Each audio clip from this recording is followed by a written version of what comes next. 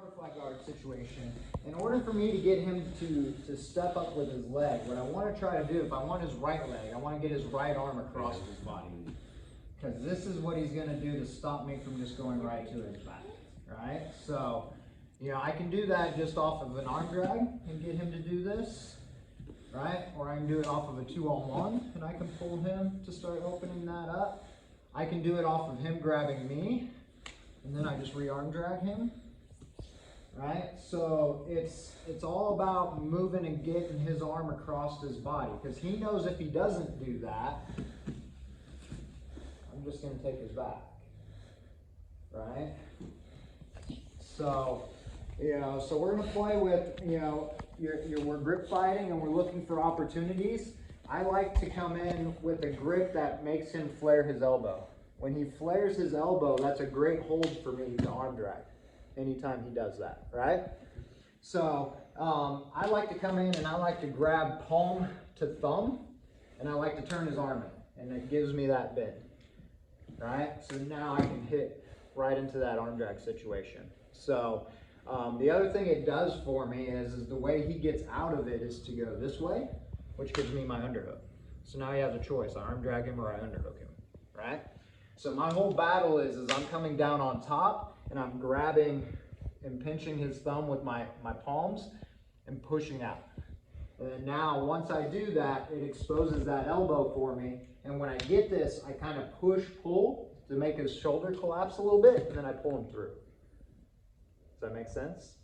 All right? So I'm not just as soon as I get this letting go and trying to pull, because right here, he's still strong, right? If I try to arm drag him, he can just try to arm drag me back and he can stay here. The moment I break his shoulder, he's no longer strong, right? So now when he tries to pull out of it, it's a lot harder because I've already got his posture going the direction I want, right? His shoulder is really strong when it's set in the socket. The moment I roll it here, it's no longer strong. This is where I want to be when I arm drag him to get the control, right? So all I'm looking for is this, to get this elbow, and I push his elbow towards my face.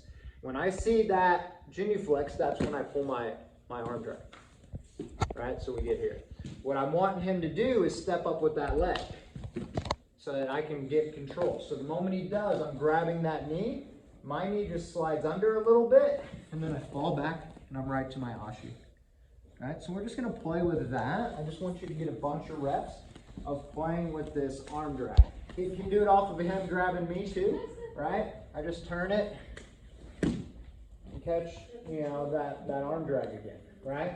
So it's just getting that ability to where his elbow is flared. I can push his elbow towards my face here. So he can be holding me, and I can do that.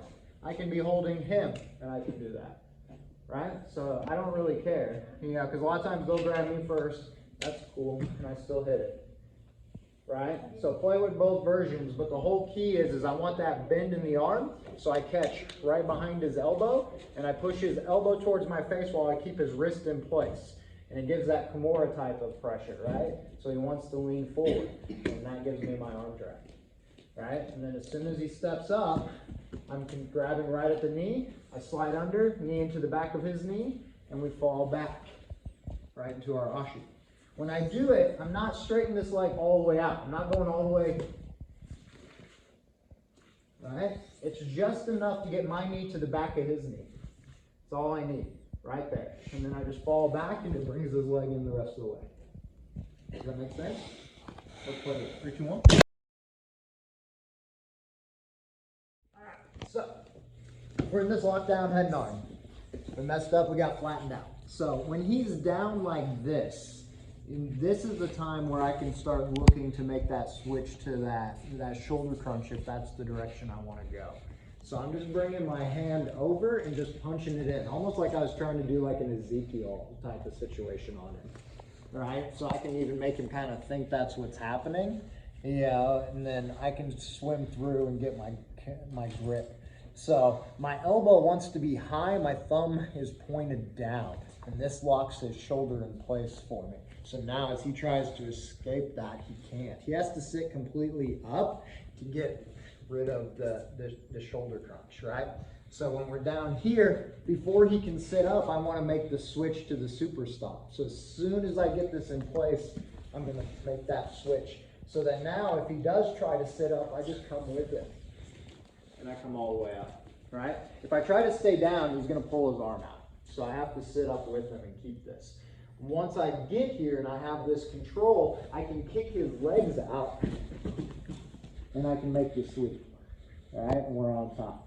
So let's do that again. So we're here. I have the lockdown head and arm. I got flattened out, but he hasn't driven in, like drive in and raise the hips. Yeah, so if he gets to here, like I can't get the shoulder crunch. There's not room for me to get my hand in there, right? So if it's like this, then we're going back to what we were just doing, where I'm going here and sitting him up. Does that make sense? Right? So in this case, we're here before he starts driving in and get that arm in there. This also stops him from driving his head forward. He can't do it as well. Right? And then now I can swim in, get my gable grip, and I just keep this elbow pointed to the ceiling. Right? The left one is down, right one is up. So I'm like this.